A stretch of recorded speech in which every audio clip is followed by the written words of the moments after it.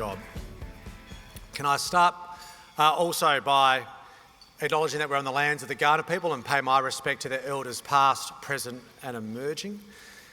To all of my parliamentary colleagues that are here today, particularly Minister Champion, as the newly minted Minister for a singular responsibility, but to all my Cabinet colleagues, almost all of whom have contributed into the development of the roadmap in some form or another, along with my caucus colleagues, but can also acknowledge members of the state parliament here who are not within the party, the current party of government. I think the representatives of the Liberal Party here today, the Greens, White Nation and other members of the crossbench. I want to express my gratitude for their interest.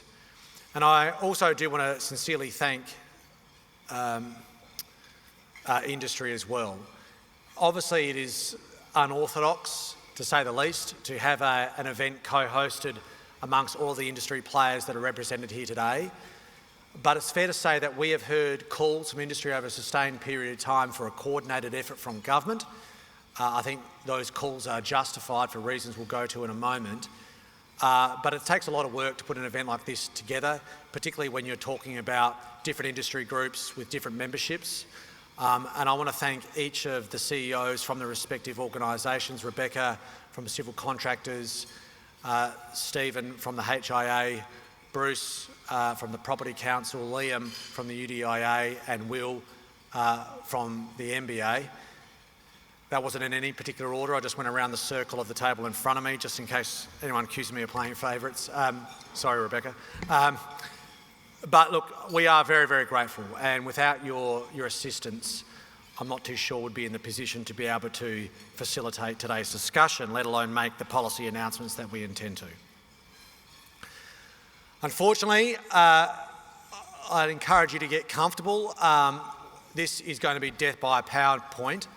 But there is a lot to get through, and we're very keen to make sure that we deal with this thoroughly, to reflect not just all the work that has happened behind the scenes now over some months, but more importantly to reflect just how serious a topic this is. Let's start with some facts that people are well aware of. In South Australia, for the better part of a sustained period, we have always had South Australian dwelling growth outstripping population growth. That looks to have ended. I think the first sign of this was in 2019, but more recently over the last couple of years, our dwelling growth in South Australia has not nearly been equivalent to the size of growth that we have seen in the state's population. In many respects, this is a good problem to have. There has been considerable concern over a sustained period in our state that our population growth is not happening at a fast enough rate. We have started to see that being addressed.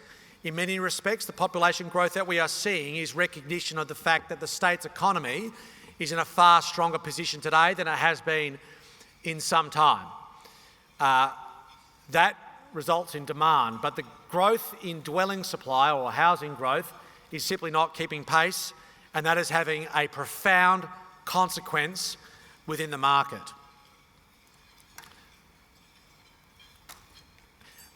Property prices are moving at a really quick clip, but I just want to highlight just how intense this growth has been over the course of the last 4 years since COVID. The average house price, or the median house price in Adelaide in March 4 years ago was $479,000. That's now $760,000. That's in 4 years. 4 years. When you put that over the top of what's happening in respect of mortgage repayments and wages, I'm worried. The average mortgage repayment in March of 2020 was $1,700. That figure is now $3,500. Now, even if you discount the role that interest rates have played within that, which is obviously considerable, that represents a far bigger increase than what we're seeing in terms of growth in average weekly earnings in the state of South Australia. In fact, this is largely true for the country. But the increase relative to where we are is actually more profound than what we see in other jurisdictions. That gap between average weekly earnings and the average monthly mortgage is simply not sustainable. It's just as acute when you look at rent. March 2020 the median rent in our state was $350, now it's $530. That $180 increase in the space of 4 years in rent, a substantial volume in percentage terms, represents real pain and heartache. And we'll come more to this later in the presentation, but I frequently seek to rebut any argument that seems to suggest, oh, well, wages are going up too fast. Young people that are pulling beers or working in supermarkets, oh, we're just paying them too much for what they're doing. Well, tell that to them.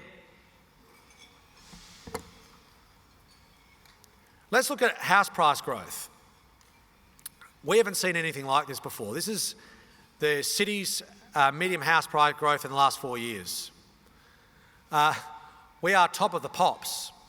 If this is a league table that, normally you'd look at this with a degree of pride, but 62% in the space of 4 years. Again, it dislocates a huge volume of people from the home ownership market. We are eclipsing every other city in the country. Melbourne's gone up by 11% in 4 years. 11% in 4 years. We're up by 62%. All this data, by the way, comes from the Australian Bureau of Statistics. 3-bedroom home. Let's look at the Adelaide market in the context of wages. So let's look at a 3-bedroom home then versus now. These are 3 actual properties that have been recently listed on realestate.com.au. I hope the owners don't mind me doing this. It's all publicly available information, particularly now. So these are actual homes. So just recently. So each of these homes was sold in about 1999. In 1999, that house in Modbury was 3.3 times the average wage in South Australia. Same in Flinders Park. That Happy Valley property was 2 times the average wage. This is just in the late 90s, 1999. Now, these homes have just been sold, these same 3 homes. The Modbury home is 10.2 times the average South Australian wage. The Flinders Park home is 8 times, and the Happy Valley home 7.7 times.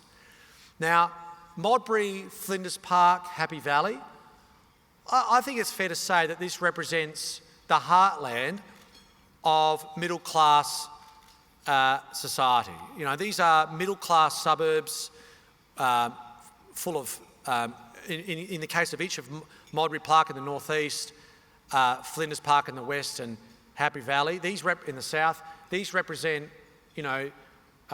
suburbs that are becoming increasingly home to families, younger families, with 2 incomes, and you can see the extraordinary change. I mean, we're not talking about wealthy suburbs or what you would describe as, acutely low socioeconomic suburbs, quite the opposite. Now, if you apply the exercise of asking realestate.com.au, what homes are on the market now that do reflect 3.3 times the average wage in South Australia, we literally found 1. For a 3-bedroom standalone home, we could find basically 1 home on realestate.com now at 3.3 times the average wage, and it was this home in Elizabeth North. So the market has evolved in such a way that hard-working families are increasingly becoming dislocated from home ownership. Now, parlay that on top of the good news. The reason why the state's population is growing, the reason why you are seeing economic indicator after economic indicator, consolidated analysis from Commonwealth Bank, ANZ, amongst others, that says South Australia's economy is performing so well, is is not in no small part because there is also a degree of confidence about not what is just happening now, but also what is happening in the future. We need a lot more homes to accommodate even just the most established projects. AUKUS, as we will know, is 5,500 direct jobs, 10,000 indirect. The State Prosperity Project, which is the Northern Water Project, the Hydrogen and Jobs Plan, and what we seek to achieve around green iron, that's a minimum of 5,000 jobs, all being well. So it is not too much to say, and this is, I haven't even mentioned the frigates, I haven't mentioned the growth that people have in their own businesses and their aspirations, I haven't mentioned some of the other critical work that we're going to see adding to demand in higher education, for instance, and what have you. So the short and simple of it is that we just desperately need a lot more homes. Now, you will hear a whole range of simplistic solutions around how to address the housing crisis, capping rents and this sort. But the truth is, and everyone in this room, I think, appreciates it, that the only thing that matters now is just building a lot more homes. So how are we going to do that? Well, first thing is that we need more people to build those homes. We've announced a massive effort in respect to trying to get as many young people as possible to participate in the housing construction sector. 30,000 training places over the next 5 years in this area alone. Yesterday we just announced another additional 1,000 funded out of over $2 billion worth of skills in the state budget. Trying to get skills on TV is very, very hard, but this is a central plank of the work that we put into this year's state budget. We're increasing the number of supported mature age apprentices. We're doing little things like investing in equipment vouchers for apprentices. We're engaging with organisations like the civil contractors, like MBA with programs like Born to Build, Women in Civil, the Brick and Block program, which is all about getting brickies, which is a particular challenge at the moment. We are seeking to do everything we can, and I haven't even mentioned the technical colleges, to make sure as many young people, but also older people as well, are attracted to the industry so that we can address the labour supply crunch that you're experiencing at the moment. We know that supplies have started to ameliorate in terms of the impact, but there is still a major labour shortage and it's not going away quickly.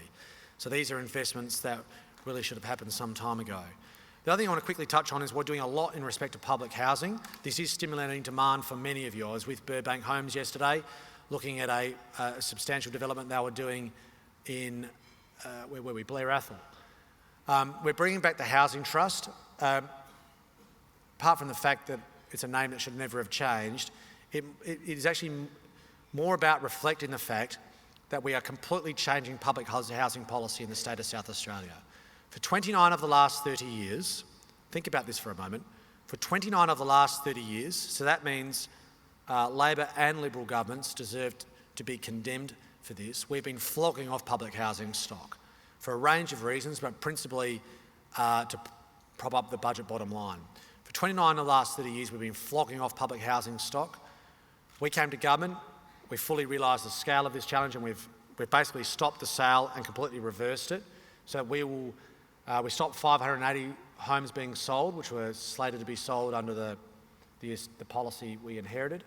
And then we're fast-tracking 1,000 new public homes by 2026 to actually reverse the net impact on public housing stock in South Australia so it grows for the first time really in 30 years. The 1 year out of the 30 where we increased stock, we increased it by something like 20 homes in 2015. So that's a big change.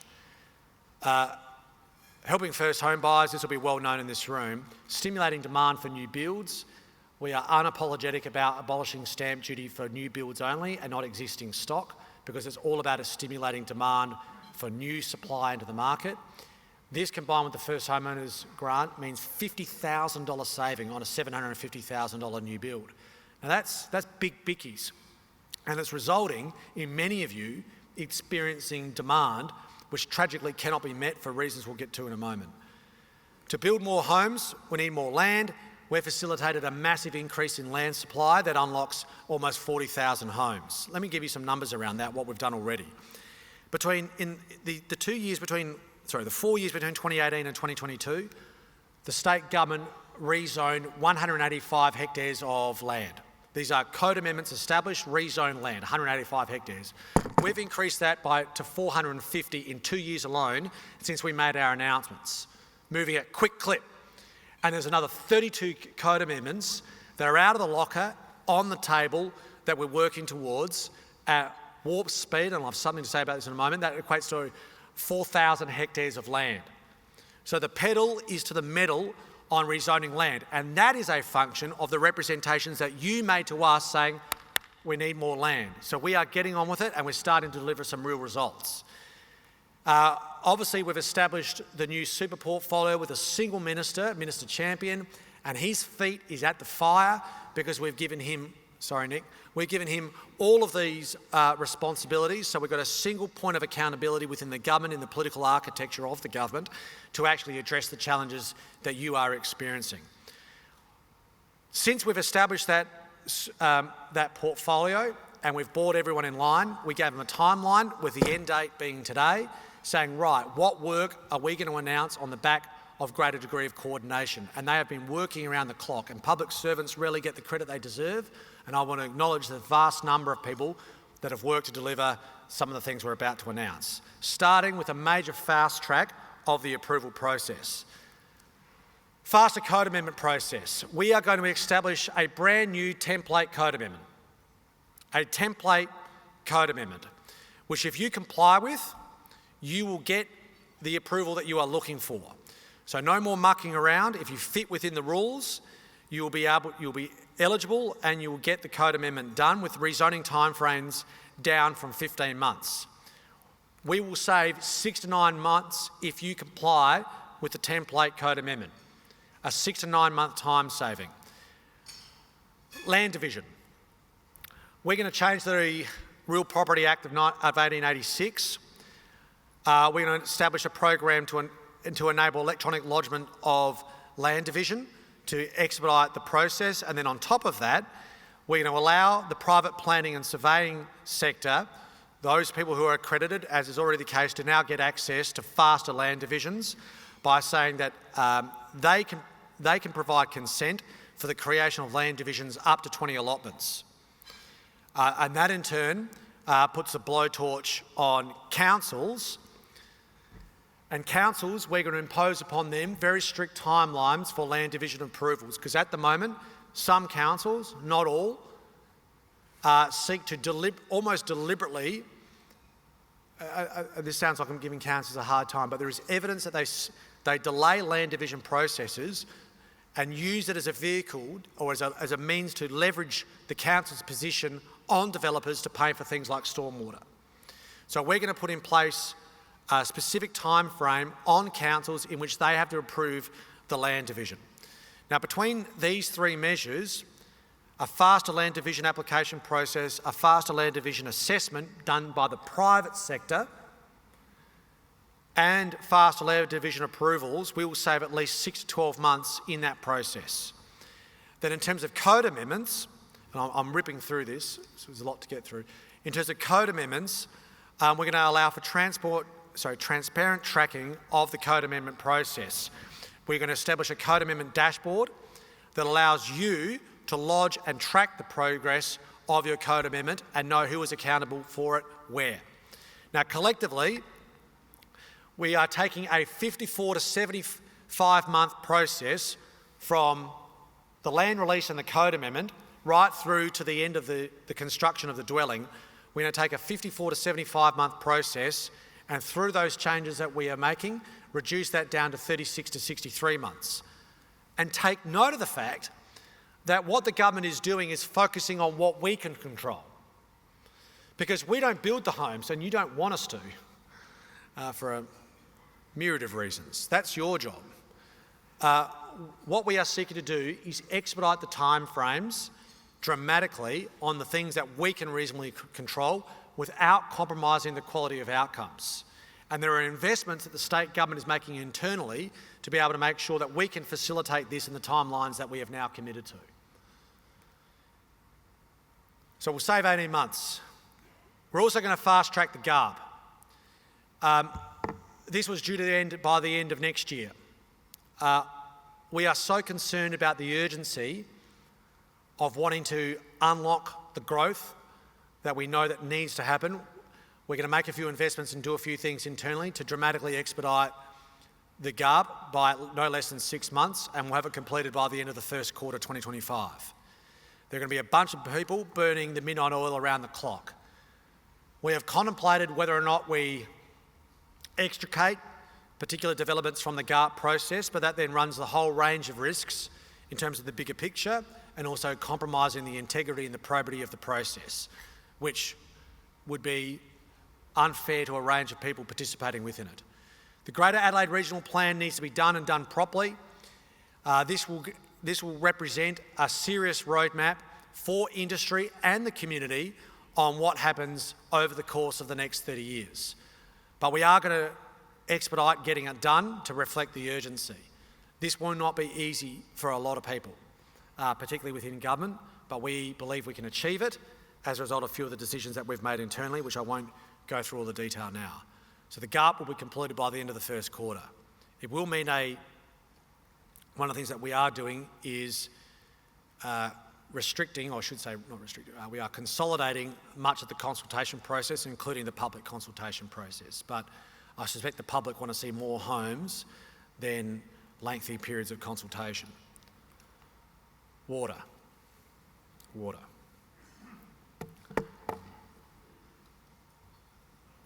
We need major investment in water infrastructure. There's no capacity for future growth, particularly in the north, if we don't do it. You already know that DAFIs and approvals are grinding to a halt. So, in government, the way it normally works is, every day we experience problems, right? So, in government, we do all the risky things. People talk about the private sector taking on risk, as you should be recognised for. But the truth is, state government takes on a fair bit of risk too, right? If you have a car crash and you require brain surgery, you're not going to a private hospital. Only a public hospital can do that because no one else wears the risk. We're the beast that has to take kids away from vulnerable families because no one else will do it, it's too risky. It's our police officers and firefighters and ambulance officers who are racing into the most dangerous of circumstances because the private sector can't wear the risk. We do all the riskiest things of all that the private sector can't. So we know something about risk, and things go wrong as a consequence. Things go wrong every day, and challenges present themselves. And the way it normally works is when something's going wrong within government, when a problem emerges that needs to be addressed, it escalates its way up through the food chain. The bureaucracy, government departments will escalate it to chief executives. Chief executives will make judgment calls about when they need to escalate something to a minister, and a minister makes judgment calls about when it needs to be drawn to the cabinet or my attention. This happens all the time, every day, every week. Water has been a little bit different. This hasn't really escalated from the bottom up. It's actually happened externally, including from people in this room, the industries of which you are, the organisations of which you are members. You've been coming to us and saying, water. Now, individually, different agencies have raised concerns, but never in a way that has demanded serious inquiry from the political architecture of government. So we've started doing it over the course of the last few months. Rather than it coming up, we're going down. What's going on here? What's going on there? Why hasn't this been done? Why hasn't this been fixed? And the truth is, the more inquiries we make, the more shocked we've become. I want to be frank with you. If you believe the water problem is bad, it's actually a lot worse. We have a major underinvestment in water infrastructure, not just in Metropolitan Adelaide, but also in some regional communities as well. We are at the end game. The system is at full constraint. There is no low-hanging fruit left when it comes to getting water out of the system. Now that raises a suite of questions, including the most obvious, which is, well, how did we get here? And that invites a far longer conversation If you ask me to characterise it succinctly, I would say that there's been a range of incremental decisions made by governments, cabinets, combined with a range of deficiencies or structural failings in relationships between various agencies, including between, with the SCOSA and SA Water and how that relates to the Greater Adelaide Plan. There are a range of decisions that in isolation you can rationalise why they were made, but collectively it has actually accumulated into a situation that I think you could safely characterise as a public policy disaster.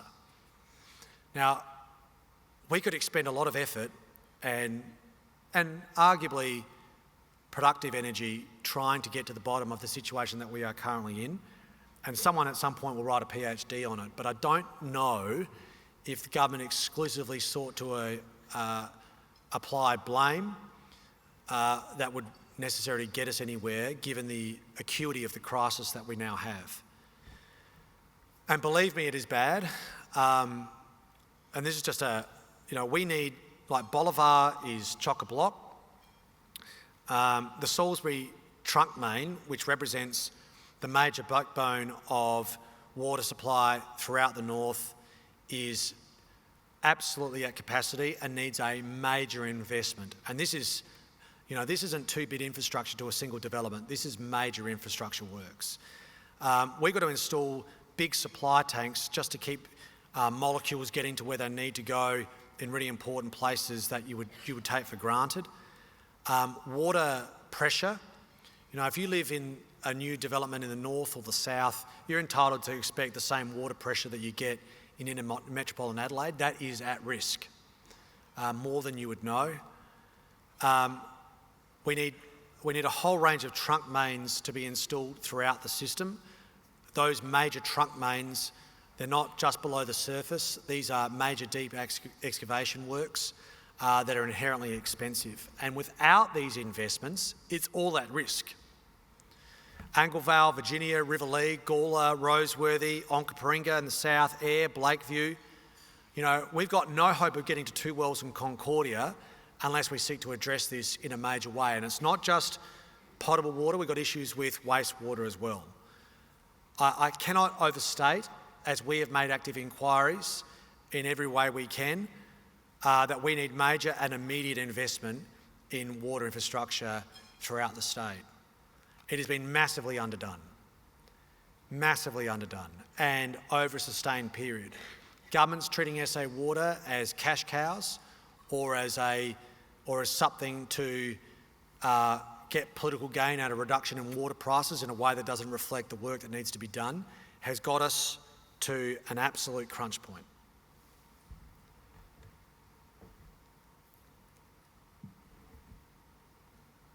Between 2020 and 2024, $172 million was spent on growth water infrastructure. Now, this doesn't represent the total capital spend of SA Water. This is the investment exclusively in growth infrastructure by SA Water. $172 million over a 4-year period. To give you a sense about that, only 20 million of that was spent in the northern suburbs of Adelaide, where so much of the growth will go. $20 million over a 4-year period in water infrastructure growth in the northern suburbs of Adelaide. That's how much SA Water spent. Today, I announced that we're going to spend $1.5 billion over the course of the next 4 years. Thank you to whoever decided to. Now, we don't. This is just what's required. Now, I want to make an important point. This has got to be SA Water's core business. I mean, this is as important as each and every one of us waking up in the morning, turning the shower on and expecting water to come out. If we fail to do this, if SA Water does not meet its capacity to deliver growth, it represents public policy failure in a most substantial of ways.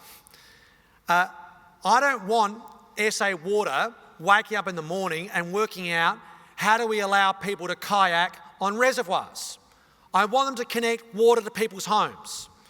SA Water spent $42 million between 2020 and 2014 on recreation around reservoirs. Now that's fantastic, and people enjoy it, particularly in places like Happy Valley.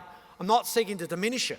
I'm seeking to demonstrate that $42 million on kayaking and bushwalking around reservoirs looks like a pretty large number when you're only spending $20 million on water infrastructure in the northern suburbs of Adelaide, where we want families to be able to live. So we're going to invest $1.5 billion. Now, where does that number come from? Well, we've done a bit of an analysis, and we're basically at capacity in terms of what the system can actually, what the market can actually deliver through that investment. Now, we could grow that number. In fact, more than that number is required, to speak plainly. But if we allocated $5 billion of water infrastructure money over the next 4 years, we would only be inflating the price because the market doesn't necessarily have the capacity to be able to deliver that. Now, I know there will be some members of yours, Rebecca, that might contest that, but that's the assessment that we're beginning. But rest assured, they're going to be busy. Now, where is that $1.5 billion going to come from? Well, let me make a couple of points. $300 million of that was already factored into the regulatory period by SA Water. So we've had to come up with another $1.2 billion of new money.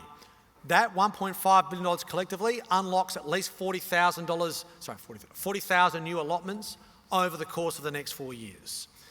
So who pays? And this is where it gets hard. Who pays? Yes. So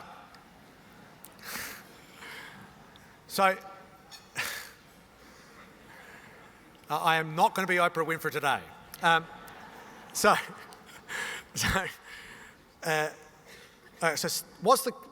Let's understand the status quo. And I know most people in the room appreciate this, but media are present, and it's worthwhile us fully appreciating the situation we're in. Since 2004, when a nationally agreed model was established, the principle has been user pays. That is to say, the industry, developers, you pay. You factor into the price, the price that you pay for land, you factor in the cost of water augmentation in order to be able to make a development economic. The augmentation charges that are now forecast as a result of the system being at the end game, imposed per allotment on developments that we need to unlock, is between 50 and 240 grand. Now, you're going to say that is crazy, and I'll get to that in a moment. But let me give you some specifics. And this is the numbers that SA Water have provided us that is coming to a developer near you soon. In Riverlea, they want to charge 72 grand a block. In Anglevale, 177, and in Roseworthy, 240. Now, before you freak out, before we get to who pays, I accept and the government appreciates the advocacy that we receive from industry that's saying that these numbers simply don't reflect fact or common sense.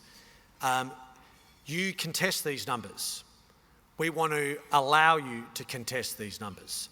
So, in the roadmap that we announced today, we are establishing a new forum and, I guess, umpire around contestability. We are going to establish a new independent umpire to assess developer-delivered water infrastructure for both wastewater and potable water. That, in the first instance, is going to be Infrastructure South Australia. But following the midwinter break, this parliamentary sitting year, I'll be introducing coordinator general legislation in the state of South Australia. I've foreshadowed this publicly previously. There's been a lot of consultation going into this bill that is coming to an end date. We will be introducing coordinator general legislation into the parliament in August, September. That will establish a coordinator general who you will be able to go to as a developer, if you are a developer, and say, here's my development at Roseworthy, for instance. We are not paying 240 grand. We're going to do it ourselves. And here is our commitment to meet all the benchmark engineering standards that are required. The Coordinator General will assess it and then either give you a go or no go on whether or not you can do it yourselves. I hope they give you the green light. If you can do it cheaper than SA Water in a way that's economic for your development, then I say go for it. I say go for it. because we are agnostic as a government whether or not SA Water delivers this infrastructure or whether or not you do. But let me say this. One of the items that we are dealing with in Cabinet at the moment is regarding a development down at Cape Jaffa. It's a mess. The developer is running away, and we are inheriting an absolute basket case of a situation when it comes to potable and mains water at Cape Jaffa. And the insurer of last resort, or the infrastructure deliverer of last resort when industry fails to meet the commitments they have made, isn't the government, it's the taxpayer. And we are not going to sign up to a regime that has us wear all the risk. Now, this isn't just true for developers, it's true for local government too. The state government and SA Water are spending a god-awful amount of money out at Tree Gully at the moment, unpicking the CWMS scheme that has failed and is broken and has been underinvested in by local government for decades. And it's expensive to retrofit this type of infrastructure. So just as long as you comply with established standards around engineering in a way that doesn't leave the taxpayer picking up the bill in 20 years' time when the developer has moved on, we are all for you doing it yourselves. And the Coordinator General will be armed with the resources and the expertise, including engineers, to be able to make the deliberations about whether or not you should do it or not. And if you can, it's all yours. Outside of you doing it yourselves, and not all of you are going to want to do that, given that some of the costs, it'll be SA Water. And in terms of who pays, well, we've got three options. One is that industry pays. Now, if you pay, that's the $50,000 to $240,000 augmentation charge per allotment.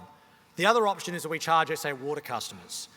Now, if we want to pay off that $1.2 billion of infrastructure, $1.2 to $1.5 billion of infrastructure, and we impose that exclusively on people's bills, then this year water bills are going up by 32.5% above CPI. Above CPI, which is a $440 increase on the average water bill. Now, a $440 increase for a working family is not okay, at the moment in particular. So what are we going to do? Well, we're going to have a shared cost model, which, very roughly, basically the state government's going to pick up a third, SA Water customers are going to pick up a third, and augmentation charges through industry are going to pick up a third. So the state government, we're going to invest $440 million of our balance sheet, the state government's balance sheet, into water infrastructure. Now, for the journos in the room, this is not $440 million that we are adding to state debt, it's already in it.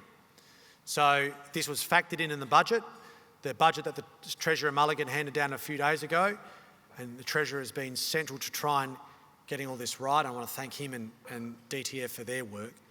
This $440 million is already in the state budget figures that were handed down last week. Today we can announce it publicly. There's a $440 million investment of new money to account for that $1.2 to $1.5 billion of water infrastructure. The second element is water augmentation, and this is where you come in. Today, we announce that we're introducing a whole brand new and simplified augmentation model. From now on, provided that your development is in line with our plans for that $1.5 billion, which is a lot of you, we're going to cap the augmentation charge at $10,000 for greenfield developments. Now, this is a very good deal. It's the 10 grand or it's the 50, 100 or 240 grand. A $10,000 capped fee on augmentation charges, one price for everyone. So if you're Riverlea or your Angle Vale, it's $10,000. If you're Angle Vale or Prospect or anywhere else, it's $10,000. If you're a greenfield development, it's 10 grand. It's a good deal. The new part is that we're also going to start to charge infill and augmentation charge. It's going to be $2,500 starting the 1st of July, and then graduating up $2,500 each year after that to $10,000. So we end up in a situation, one price. Now let's talk about infill. Infill is not paying an augmentation charge that reflects the cost. We have seen it explode. General infill and strategic infill, but particularly general infill, is not making a contribution to the cost of water delivery to their programs. Where I live, in Bowden Brompton, it feels like we're surrounded by places going up that are 4-for-1s. Old 1,200, 1,300 square metre blocks. In fact, there's a 5-for-1 just around the corner. The 5 people, or the 5 allotments, represents no less than at least 5 times the demand on the system than what was there previously, and there is not a contribution to the water supply, to the pumping that is required, and the infrastructure to be able to sustain that. One of the reasons why those augmentation charges are so unpalatably large in the outer suburban greenfield developments is because infill has extracted every last bit of value from the existing system as it stands today. So in order to be able to make a contribution, we want to keep it simple. We want to make it sure it's market friendly. We're not seeking to be punitive upon someone who bought a block of land on the weekend. It's simply $2,500. And we're giving them time for that to scale up, which also acts as an incentive for an infill developer to get cracking, get it done.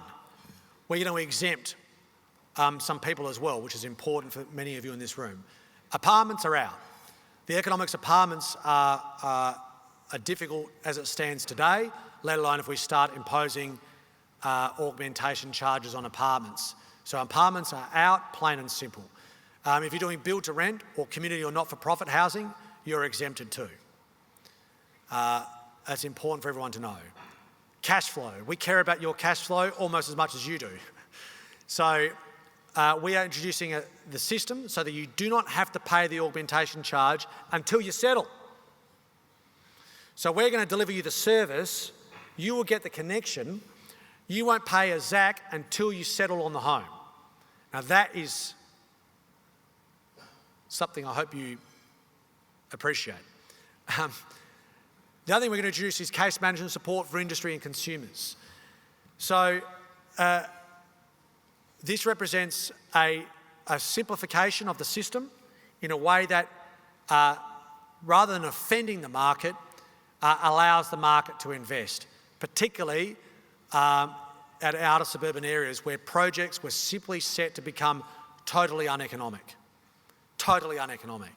And we cannot have a program, as pure as it is for economists, that simply tries to offload all the charge of augmentation to developments that governments green-lighted some time ago, but including within the 30-year plan. And the final point I'll make is a philosophical one, and a view that I've held for some time, and many of you would have heard me say before.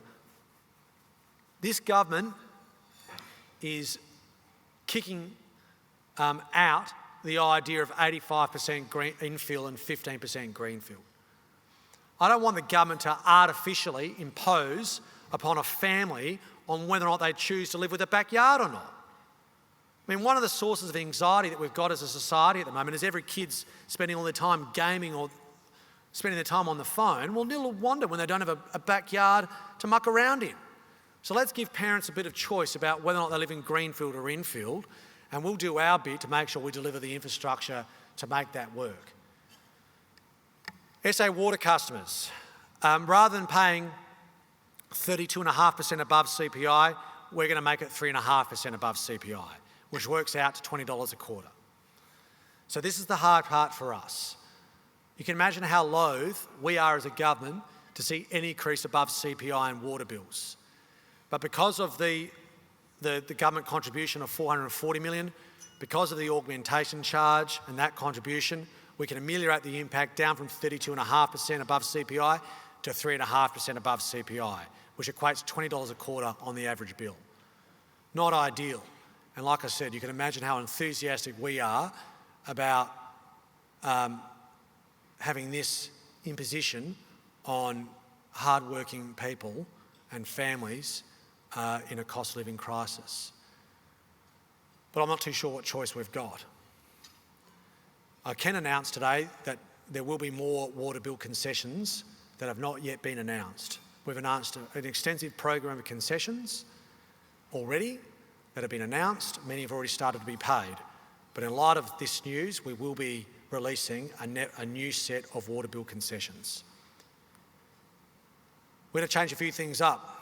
SA Water Board is going to change. We're appointing, I can reveal, Monish Bindi, who many of you will know, Director of Green Hill Australia. He's going on the board, along with a woman by the name of Tricia Blight, one of the best minds we have in government. She's been appointed to the Chief Operating Officer role of the new department.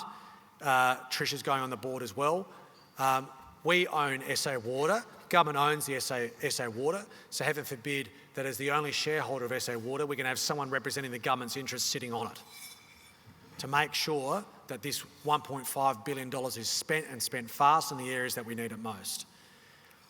How we got here, God only knows, but one of the reasons is because the Water Industry Act and the Essential Services Commission Act are not working the way they're supposed to. We're going to have a massive review, root and branch review of both pieces of legislation. That work starts in the second half of this year. So, if industry has views about the operation of these acts and the failures that have led us here, you better let us know when that review program starts underway. This cannot be allowed to happen again.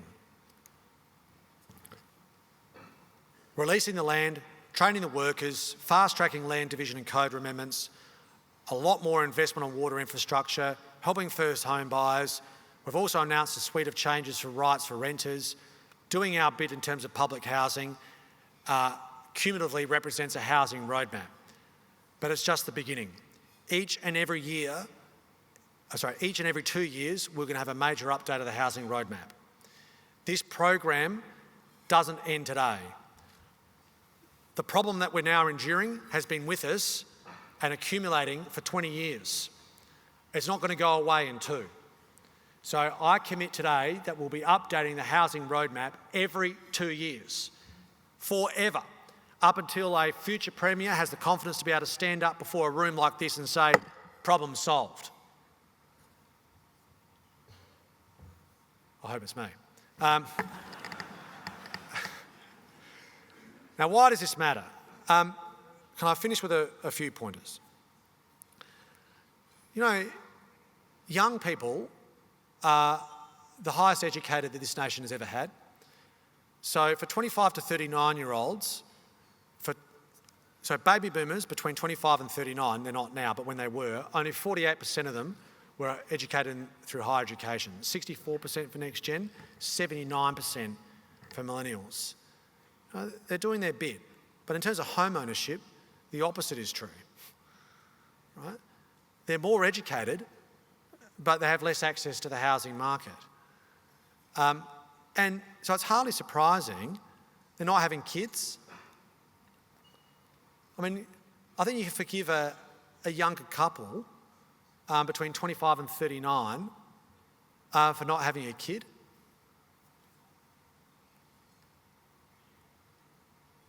Let's compare 30-year-olds in 1994 to now. The cost of a home was 4 times the average income in 1994, now it's 10.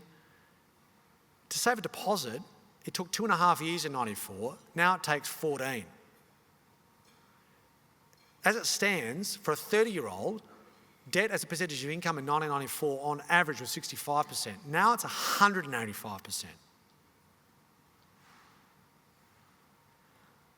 So, this is obvious. 72% of Australians between 18 and 34 have given up. They've given up. Now, I'd be buying avocado and toast most weeks too if I didn't even have a chance. So there's a fair bit at risk here. There's a grand bargain which is now, teetering on the edge. This shows you the net, just bear with me on this one, this shows you the net wealth of 25-year-olds, 25 to 34-year-olds and 55 to 65-year-olds in 1993, starting in 93. So the net wealth of a 25-year-old in the early 90s was 200 grand for a 25 to 34-year-old. The net wealth for a 55-year-old in the early 90s was 600 grand. Now, as time has evolved, today, this is from 2019, and it's all adjusted for inflation. In 2019, the 25 to 34-year-old has around about $300,000 in net wealth on average, whereas the 55 to 64-year-old has $1.5 million in wealth. Now, when you actually stare at this graph for long enough and think about it, it's clear that we face a crisis that is far more alarming than just the economic consequence. The housing supply crunch, which we've established, is an economic constraint to growth within this state, notwithstanding all of the opportunity we have. There is a race on around the country. Where go the homes will go the people, and where go the people goes the capital. We want more capital, and we're happy for that capital to follow more people. But we don't just want to build homes, understand this, we're not just building homes to stimulate economic activity. That's a tried and true practice in a time of economic recession or struggle. We are not enduring that in most metrics here in South Australia. We don't want to build the homes to stimulate growth, we want to build the homes to unlock long-term growth.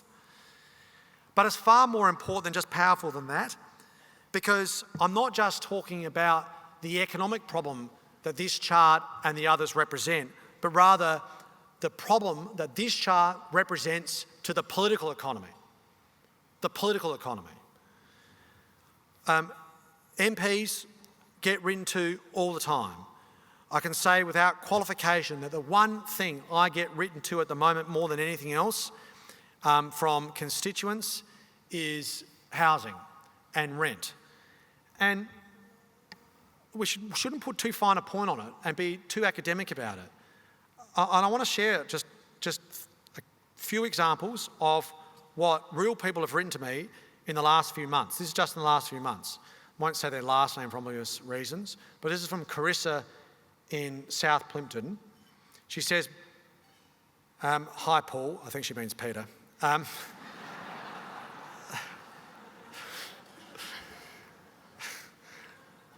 My husband and I entered the housing market to buy right when it started to boom in 2019. We bought land to build our first home in November 2021 because as buying established became too expensive. Due to inflation and demand in the building industry, we have been forced to continue renting as builders kept increasing their prices beyond our budget, and we've had to scale back our build and go through the initial process multiple times. We've now had our first child and face even more financial hardship while I'm out of the workforce. We don't have the luxury of family help to assist with childcare, and our rent has just gone up $60 per week starting this month. We're doing everything we possible to save money, and we just can't afford to build our first home. I've personally been renting for 18 years since moving out of home for university. It's depressing that I'm nearly 40, have worked tirelessly, and still haven't got my own home. This is from Gabriella. Dear Premier, I'm writing this letter in desperation as a concerned South Australian who is struggling with the challenges posed by the cost of living, particularly regarding the housing market. Despite our diligent efforts to save for a deposit over the years, the goalposts have now shifted into an unachievable realm. Trying to break into the housing market as first-time buyers, we are completely blocked from owning a home in any suburbs surrounding our workplaces, schools, or our family support systems. The recent rental reforms are a welcome change, but they are not a long-term solution. We want to pay our own mortgage, not someone else's. It is incredulous to believe that despite having worked hard to establish professional careers, having exceptional credit scores, and saving any amount of money possible for many years, we are unable to achieve a dream that my parents had for us. And then finally, hello, Premier. Thanks for this letter about making renting fairer, because we wrote them letters telling about what we're doing. Thanks for this letter about making rent fairer, but I'd like to ask if it's going to be fairer for single parents like me. I'm a single mum to a 2-year-old. I work as a registered nurse at Flinders Hills Medical Centre, 4 days a week, shift work and 7-day roster, so I'd say I'm on an okay wage. I'm renting a home in Enfield. I live in this area purely because most of my family live nearby in Broadview, and it's nice to be close to family when you have kids, right? I don't mind the commute to work.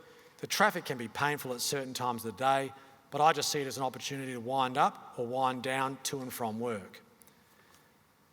Problem is, my rent has recently gone up from $450 a week to $500 per week, on top of increases I've experienced over the last few years. I've got my home by fluke, as the agents from my previous home liked me as a tenant and were keen to keep me as a tenant, so they thankfully have, after 5 months of living with my parents in their newly downsized home ready for retirement. But the other kick in the guts is there is no longer a suitable property within my budget, unless, of course, you'd like me and my daughter to move into a 1-bedroom home. Probably nothing that you are interested in or care for, but I guess is that this is what single parents are facing for the long-term future when it comes to renting. Hanging by a thread and not making ends meet. Lauren. Now, it just goes on and on and on, and we've reached an end game where I fear that the consequences of this are going to be far greater than just economic. When we think about the political economy, there's a neat thread that is delicate in nature that sits between politics, public policy, and the economy. Now, people in industry and business rightly focus on the economy, but you've got to appreciate how one informs the other. If politics breaks down, then the first thing that flows is bad policy making, which then in turn completely fails the economy. And hanging between each of those 3 segments is this neat thread where society feels as though they've got access to a reasonable future, that hope isn't being abandoned. And homes are a central ballast of that. The home is a rock, it's a refuge, it's a retreat. It is a place where families are made, where values are taught, where society feels as though there's a glue between it by one generation after the next, feeling as though that dream is not beyond them. They too get access to that refuge, that rock, that stability. And when that hope is lost, we cut the thread between the politics and the public policy making, and the system stands ready to collapse. Now, I submit to you that liberal democracy around the world is like a frog in boiling water at the moment. You don't have to look very far to see examples of where the political economy is breaking down, and the consequence can be very profound indeed and intergenerational. Now, I'm not going to have that on my conscience. Yes, it is true. It would be a lot easier for us as a government to not be imposing an increase in water prices. It'd be a lot easier to say to you, look, the augmentation charge is just the way it's always been and it's the way it's always going to be. It'd be a lot easier to not have to increase the state government's debt. But that is a road to nowhere. That is a road to exacerbating the crisis. That is a path to making sure the type of people that are writing to us now, whether they aspire to own a home or just to be able to afford their rent, are completely dislocated from society writ large. This graph is a problem. This graph represents urgent action. And I guess we're trying to do our bit and make a few tough decisions along the way to make a difference. But understand this, I'm all for getting government out of the way. I'm all for fast-tracking processes, putting heat on councils and wearing a bit of political pain about what's happening in water prices, but we can't do it alone. You're the ones that build the homes. So land banking and perennially coming up for excuses or waiting for when the market is just right to get cracking isn't really an excuse. Now, I know many of you in this room just want to get it done. Many of you have been sitting on developments, scratching your head, eternally frustrated because you simply can't get water connected there. Well, we're going to do something about it, but I need you to do your bit too. You know, this has got to be an all-in effort. We're calling on households who can't afford much to pay a little bit more for their water. We're calling on generations into the future to wear a bit of debt, but we're calling on you to build homes as quickly as you possibly can. And if we succeed, if we are able to do this, we won't just be making a contribution to all of the opportunity that I think is well established that this state has before it, but we'll also be restoring a little bit of faith in a generation that looks to us to do what other generations have done before us, and that's make a few tough decisions to get a few things done. To that end, I am very grateful for your participation in this exercise and hopefully your determination to get something done. And as a government, we are sincere in our commitment to wanting to work with you to overcome the hurdles that will inevitably have to be confronted in order to be able to achieve the objectives that we all collectively have. But this is important and it can be done, but only if we work together. Thanks very much.